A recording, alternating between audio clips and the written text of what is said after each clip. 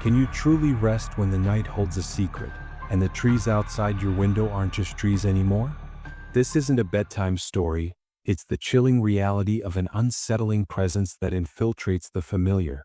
Prepare yourself for the night the forest came alive, and it wanted to see you sleep. It was one of those evenings where silence felt almost sacred. The kind that hums softly between the creak of old floorboards and the sigh of the night wind. My cabin sat on the edge of a dense forest, a small wooden house tucked between whispering pines and the endless chorus of unseen crickets. I'd always found peace in its isolation. The air smelled faintly of moss and rain-soaked bark, the kind of scent that made the world feel clean. I thought I was safe here. I was wrong. The clock on my nightstand read 12:37 a.m. The fireplace had burned low, its glow flickering weakly against the walls. My bed faced the wide window that overlooked the trees, black silhouettes swaying lazily under the pale light of a half-moon. I'd spent countless nights staring out at that same view, tracing the crooked lines of the trunks and the tangle of branches until sleep pulled me under. But that night, something felt off. It started with the wind, or rather, the absence of it. The usual rhythm of the leaves had stopped. No rustling, no soft shiver through the needles of pine. Just stillness. The kind that presses against your ears and makes you realize how loud silence can be. I sat up slowly, unsure why my chest suddenly felt tight. The forest stood completely still, like a photograph frozen mid-breath. A faint sound broke the quiet, a whisper low and uneven, threading through the air. It wasn't the kind of whisper you hear with your ears, but the kind that seems to curl inside your mind, brushing against thought rather than sound.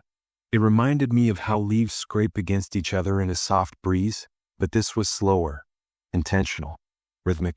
I turned toward the window. The branches outside hung unnaturally low, their tips brushing against the glass as though pulled by some invisible hand. My pulse quickened. I knew that no storm was passing through, there hadn't been a single gust all night. Yet as I watched, one of the branches bent further, dipping toward the sill. It stayed there, hovering. Waiting. I tried to convince myself it was just my imagination. Maybe the weight of dew had dragged it down, or maybe the tree was leaning from years of growth. But deep down I knew better. The forest had grown silent to listen. I got out of bed and stepped closer to the window.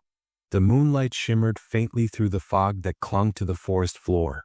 The trees stood like tall sentinels, their limbs gnarled and reaching in strange, twisted poses. For a moment, I thought I saw something shift between them, something darker than the shadows themselves. A flicker of movement, quick and fluid, gone the instant I blinked. I leaned closer, pressing my palm to the cold glass. The branch nearest to me seemed to recoil ever so slightly, as though it didn't want to be seen. My reflection stared back, pale, uneasy, the faint glow of firelight dancing behind me. Then I saw it. The shape of the nearest tree had changed. Its trunk, which I'd always known to be straight, now curved slightly as if bending toward the cabin. The lines of its bark looked different, less natural, more deliberate. Grooves ran down its surface like ribs beneath stretched skin. The whispering grew louder, threading through the still night. This time I could almost make out words. They didn't sound human, too fluid, too many tones within one voice. It was like the forest was trying to speak, but every syllable collapsed into a sigh. My stomach churned with an unexplainable dread.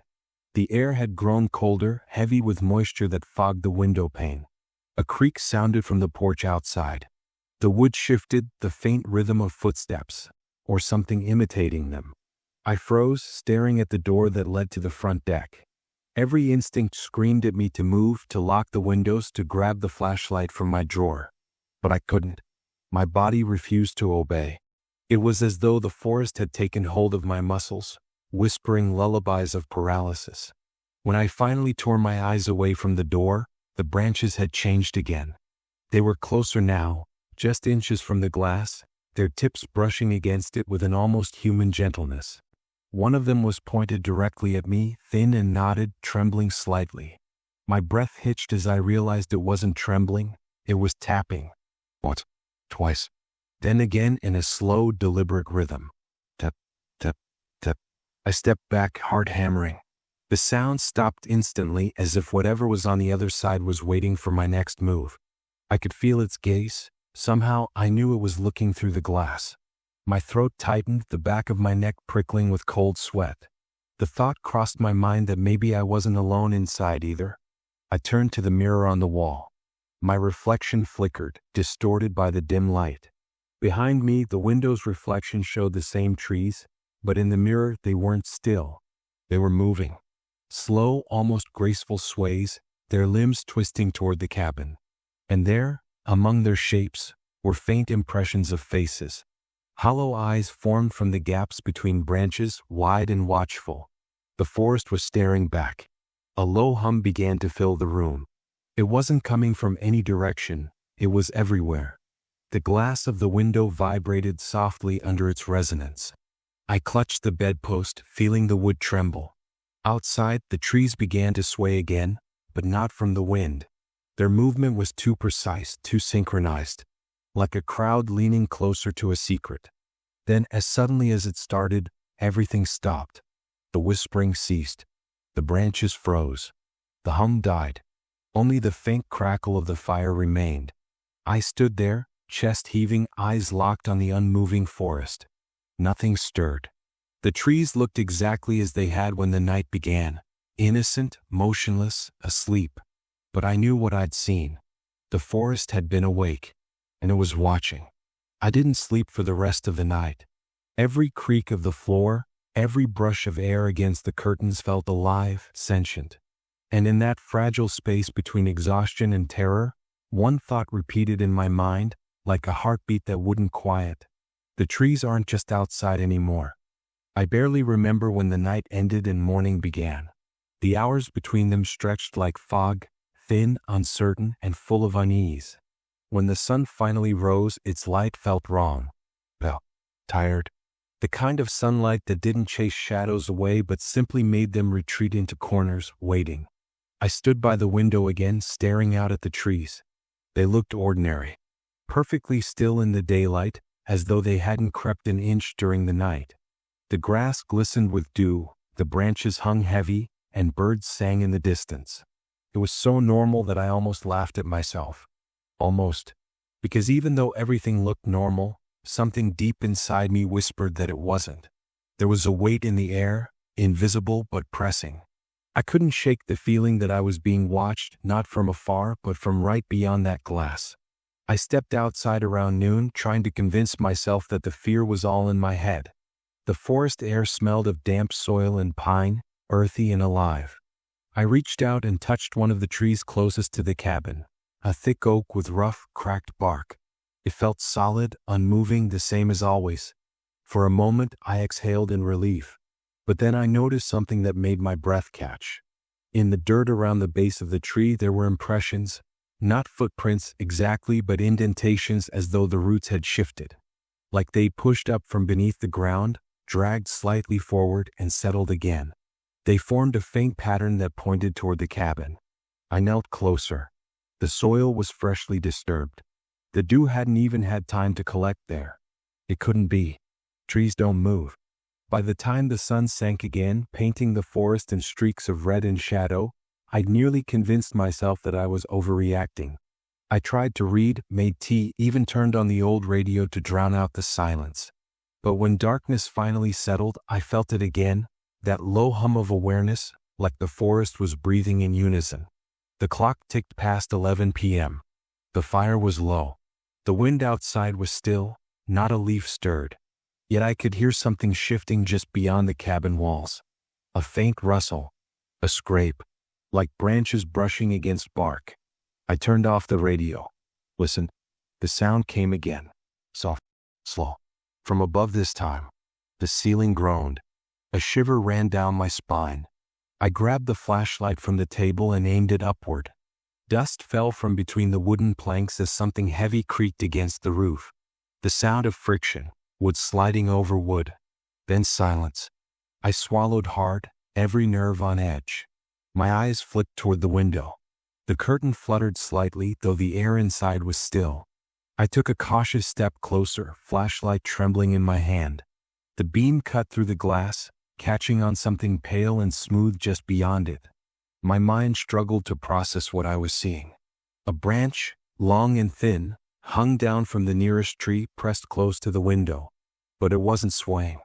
It was bent, deliberately, the end twisted in a way that almost resembled a joint. And then it moved, just slightly.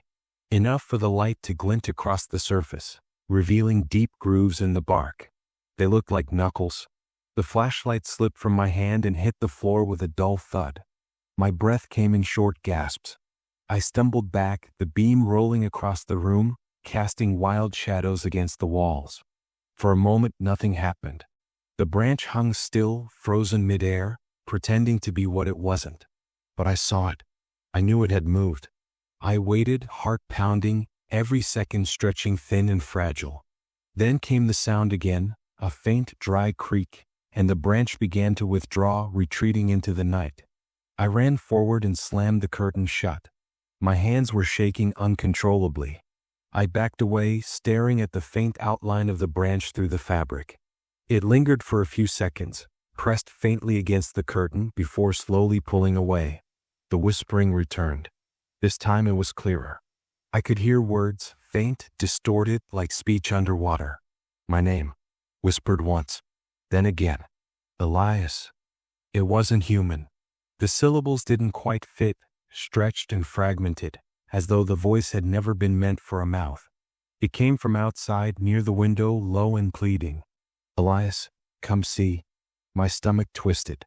I wanted to scream, to run, but my legs wouldn't move. Something primal in me knew that if I looked outside again, if I met whatever was calling, I wouldn't come back the same. I forced myself to move toward the fireplace instead. I threw in a few logs, struck a match, and watched the flames rise. The light felt like protection, fragile, flickering, but real. I sat down in front of it, trying to ignore the whispers that continued just beyond the walls. Then, from the corner of my eye, I noticed something that froze the blood in my veins. A shadow. It stretched across the wooden floor, faint but undeniable, the silhouette of a branch reaching across the window pane. Only this time, it wasn't moving like a limb in the wind. It was curling. The shape of it twisted into something unmistakably deliberate, like fingers folding slowly into a fist. I turned away, refusing to look. The whispering grew louder, faster, a chorus of hushed voices weaving through the room. My own name over and over, growing distorted until it didn't sound like a name at all anymore, just a sound, broken and hungry. Then came the knock, soft, gentle, on the glass. Once, twice, 3 times. The kind of knock that doesn't ask for permission, it expects you to answer. I stared at the curtain, frozen. The knocking stopped. The silence that followed was somehow worse. The kind that makes the air thick, makes you feel the weight of your own heartbeat. I don't remember when I finally moved. I think it was instinct, survival, something deep in my bones. I grabbed the lantern, ran to the bedroom, and slammed the door shut. I could still hear the whispers through the walls, faint, coaxing, almost affectionate. Don't be afraid, just look. I pressed my back against the door, every muscle trembling. The trees outside were alive. I didn't just feel them anymore, I knew it. They were moving, thinking, watching, and they wanted me to see them. I didn't close my eyes again that night, because I knew that if I did, the moment I opened them, those trees might be closer. Maybe right outside the window. Maybe already inside. By the time dawn broke again, the world felt hollow, like the light itself had lost its purpose. I hadn't slept. My body was trembling with exhaustion, but my mind wouldn't quiet. Every sound, every flicker of movement outside the curtain, sent a shiver crawling through my spine. I told myself I'd leave that morning. I'd pack up my things, drive down the dirt road, and never look back at this cursed patch of forest again. But when I stepped outside, suitcase in hand, I froze. The trees had moved. It wasn't obvious at first, not to someone who hadn't stared at them for years. But I knew every trunk, every bend, every split in that tree line. And something had changed. The great oak that had always stood to the right of my porch was gone, or rather not gone but shifted. It now stood several feet closer, its roots sunk deep into ground that hadn't been disturbed yesterday. The rest of the trees seemed tighter, closer together. like they'd huddled during the night. My throat tightened as I looked around. The air smelled wrong, damp and metallic like old blood on cold metal. And under that scent was something else. Sweet, sickly, like decay. I dropped my bag and stumbled back inside, slamming the door behind me. My heart hammered against my ribs. Every rational part of me screamed that it was impossible. Trees can't move. Not like that. But logic didn't matter anymore. The forest was awake and it was getting closer. I tried calling someone, anyone, but my phone had no signal. Even the static of the radio had changed. It wasn't just random white noise anymore. It pulsed, slow, steady, like breathing. Around noon, I noticed something even stranger. The light through the window wasn't right. It flickered, dimmed, and then brightened again. Shadows passed across the walls, not clouds, not wind. Just movement. I pulled the curtain aside an inch. Just an inch. And I saw them. The branches were twisting, not swaying but bending, forming arcs and spirals, as though following some invisible rhythm. They creaked softly, would stretching and snapping in ways which shouldn't. The entire grove seemed to shift with purpose. In the center, between two gnarled trunks, was a hollow, dark and deep. For a moment I thought I saw something standing there. A figure, thin and crooked, shaped from branches and shadow. It tilted its head toward the cabin. I dropped the curtain and stumbled back, my breath ragged. I tried to convince myself it was a trick of the light, exhaustion, or fear. But then came the sound, faint at first, like wind brushing against the window. Except there was no wind. Slowly the sound grew clearer. It was the whisper again. But now it wasn't outside. It was inside. A soft rustling at the far end of the room, the sound of bark dragging against wood. I turned slowly, dread crawling up my throat. A small crack had appeared in the wall near the window frame. From it, something thin protruded, a splintered, dark root wriggling slightly, searching. I stared in disbelief as it moved downward, curling toward the floor like a serpent. The wood groaned softly as though the cabin itself was protesting. I grabbed the fireplace poker and swung. The iron struck the root with a sharp crack, splintering it. A faint, almost human sound echoed through the walls, a hiss of pain that seemed to ripple outward into the forest beyond. And then silence. For several minutes I didn't move. The air felt thick, suffocating. I could hear my pulse in my ears. Then, from somewhere deep in the forest, a sound answered. A creak. A long, low moan, like thousands of trunks bending all at once. The trees were angry. The whispering started again, louder now. My name. Dozens of voices, blending together, rising and falling like the tide. Elias. Elias. Come see. I pressed my hands against my ears, but it didn't help. The voices weren't coming through sound anymore. They were inside my head, vibrating through bone and thought. I stumbled into the kitchen and looked for something, anything, to block it out. My hands landed on the radio. I twisted the dial frantically, static blaring. But amid the static, the whispering continued, now clearer, closer. The roots remember. You looked. You woke them. The voice dropped to a low hum. The window behind me rattled. Slowly I turned. The curtain was moving. Not from any breeze, but from something pressing against it from the other side. The fabric bulged inward slightly, stretching around a shape that wasn't quite a hand, wasn't quite a branch. Long, thin, jointed wrong. I backed away until I hit the counter. The curtain moved again, a faint dragging sound across the glass. Don't look, I whispered to myself. Don't you dare look. But curiosity is a cruel thing. The moment you tell yourself not to do something, your mind betrays you. My hand moved toward the curtain as if pulled by invisible strings. The whispers grew louder, coaxing. Just one glance. See what sees you. I yanked the curtain aside. The thing outside wasn't a tree. Not anymore. Its trunk was warped, its branches stretching out like arms, its bark peeled back to reveal something that glistened beneath. Not wood, but something soft and pale, like flesh. The hollows where not should have been were now eyes, black and endless, glistening with wet light. And every one of them was looking at me. My scream caught in my throat. I stumbled backward, knocking over a chair. The thing didn't move. I didn't need to. I could feel its gaze sinking into me, cold and invasive, like roots crawling beneath my skin. Then, slowly, one of its limbs lifted. It pressed its tip against the window, and I swear, it smiled. The bark split slightly at the edges, curving upward, revealing teeth made of splintered wood. The whisper came again, but this time it wasn't coaxing. It was command. Stay awake. We want to see you sleep. The window pane cracked. A spiderweb of fractures spread outward from the touch. I bolted from the room, heart pounding, every instinct screaming to flee. I barricaded the door with the dresser, chest heaving, and sank to the floor. The whispering didn't stop. It seeped through the walls, the floorboards, even the air I breathed. And beneath it all, I could still hear that slow, steady creak, the trees shifting closer. Outside, the forest had come alive. Inside, I was the only thing left pretending to be human. The forest no longer whispered, it breathed. Each exhale rolled through the trees like a wave, rustling leaves that shouldn't have moved, pressing against the cabin walls as though testing their strength. The wood groaned under the weight of it, and somewhere deep within, the structure answered back. By now, the air inside the cabin had changed. It felt humid, thick, alive. I could smell the earth, raw and wet, seeping through the cracks in the floorboards.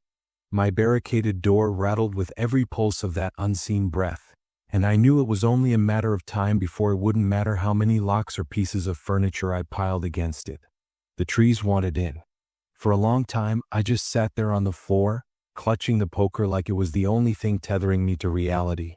I told myself to stay calm, to breathe, to wait for sunrise.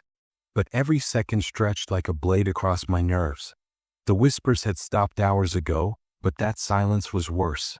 Because silence meant listening, and I could hear them move. Outside, the forest creaked and twisted, roots dragging through soil like the shuffle of enormous feet. Sometimes I could even hear the faint sound of bark splitting, slow, deliberate, like wood turning against itself. And then the tapping started again. It came from the living room this time, sharp, rhythmic, against the window pane. Once, twice, then again slower. Tap, tap, tap. I didn't move. I couldn't. My heart pounded so hard it hurt. Elias. My name again. But softer now, almost kind. The voice was closer, clearer. It no longer sounded like many, it sounded like one. A low, almost melodic murmur that felt wrong in its calmness. Let me see you. The window rattled. I looked toward it and my breath caught. The curtain, drawn tightly shut, bulged inward again, the faint outline of something long pressing against it, tracing lazy circles across the fabric. Elias, the voice sighed, it's cold out here. A spike of ice ran through my veins. The voice wasn't just near, it was familiar. I knew that tone, that lilt. It was Anna's, my sister's. I hadn't heard her voice in years, not since the accident. But there it was, clear as if she were standing right outside. My grip on the poker loosened. Anna? My voice cracked, fragile, desperate. Yes, the voice breathed, trembling with a quiet sob. It's me. Open the door, Elias. Please. It's so dark out here. Every rational thought screamed that it wasn't her, that nothing human was waiting beyond that glass. But the sound of her voice, that ache in it, tore through the barricade of reason like paper. I stood, slowly. My legs felt hollow, the floorboards groaning beneath my steps. The curtain swayed slightly, brushing against my arm as I approached. The smell of damp soil filled the air. Please, she whispered. Just look at me. My hand hovered over the curtain. I knew that if I looked, it wouldn't be her face I saw. It would be theirs. Whatever had taken her voice, whatever watched from the woods, wanted me to look. The curtain moved on its own. Just slightly, as if something on the other side had breathed against it. And then a single blackened fingertip pushed through the gap. I screamed and stumbled backward, knocking the lantern from the table. It hit the floor and shattered, flames spilling out in a burst of orange light. The fire caught the edge of the rug, spreading fast. The voice changed instantly. Gone was the sweet imitation of Anna. The tone that followed was guttural, angry, dozens of throats speaking at once. You shouldn't have looked. The window shattered. Glass exploded inward in a shower of shards, and something vast and splintered burst through. The air filled with the smell of rot and sap, the sound of groaning wood twisting through the air. Branches, dozens of them, forced their way into the cabin, clawing at the floor, the walls, the ceiling. I dove for the poker, swinging wildly. The metal struck one of the limbs, splitting bark and sending thick black sap splattering across the room. The sound that came from it was almost alive, a shriek that rattled the window still intact. I ran. I don't remember choosing to, my body simply moved. I stumbled into the hall, smoke curling up from the spreading fire. Behind me, the cabin moaned as the trees forced their way deeper inside. Roots tore through the wooden planks, cracking the floorboards like dry bone. Elias. The voice followed, soft again, almost mocking now. You woke us. You looked too long. Now we'll never stop watching. A branch slammed into the wall beside me, splinters flying. I ducked under it and ran toward the back door. My fingers fumbled with the lock. The knob twisted once and then the door frame cracked. Roots burst through the hinges, curling around the handle, pulling it shut from the other side. I was trapped. Smoke stung my eyes. The flames were growing fast, climbing the curtains, licking the beams above. But the forest didn't seem afraid of the fire. If anything, it seemed to feed on it.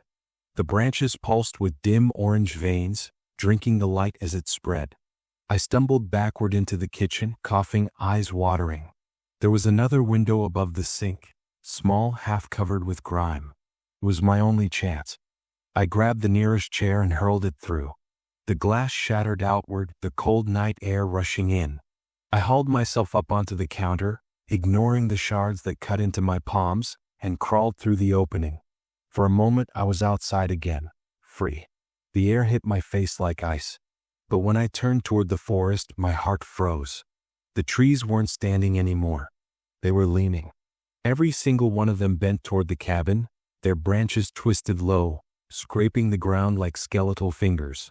Faces, pale and jagged, emerged from their trunks, the features stretched and wrong. Empty sockets stared at me, glowing faintly with a reflection of the fire behind me. And in the flicker of the flames I saw it, the hollow. The dark shape I glimpsed before, now standing tall, its form built from intertwined branches and roots. It didn't move, but the air around it rippled, heavy with the sound of 1,000 whispering voices. You belong to the watching now, it said, though its mouth never moved. The words came from everywhere at once, inside me and beyond me. The trees remember the ones who look. The forest shifted, groaning. The ground trembled as roots surged upward, crawling across the soil toward my feet. I turned and ran, every breath tearing through my throat, the sound of splintering wood chasing me through the night. Behind me the cabin burned, a pillar of fire in the middle of a living forest. And yet, through the roar of flames and the crackle of breaking timber, I could still hear them. The whispers. Watching. Calling. Waiting. Dawn came slow, a fragile sliver of light creeping through the forest, touching the ashes of what once was my cabin. Smoke still curled into the pale sky, painting streaks of gray that refused to fade. I stood barefoot in the clearing, every breath ragged, my body shaking from exhaustion. My clothes were torn, my hands raw and bleeding, but I was alive. Or at least that's what I kept telling myself. The fire had devoured everything. The walls, the furniture, even the last photo I had of Anna, all gone. Only a blackened shell remained, surrounded by a ring of trees that looked deceptively still now, their branches heavy with dew. The forest was silent again. No whispers. No movement. No eyes. But silence had never felt so wrong. I turned in a slow circle, scanning the perimeter of the clearing.